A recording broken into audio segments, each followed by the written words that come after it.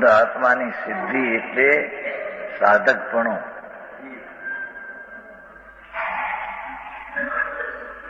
અથવા સાધનનું નામ અરાધ છે.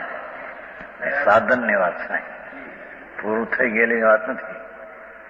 અંતર આત્માનું અખંડ જ્ઞાનાનંદ સ્વરૂપ, તેની એકાગ્રતાનું સેવન અથવા આશ્રય, તેને અહીંયા સાધન કહેવામાં આવે છે. આ સાધન છે. જેને તે રાગ નથી તે આત્મા સાપરાધ છે. જેને એ રાગ નથી એટલે સેવના નથી, આત્માનો આશ્રય નથી, આત્માનો અવલંબન નથી, અને વિકલ્પાદીનો અવલંબન આશ્રય છે, એ બધા સાપરાધી ગુનેગાર છે.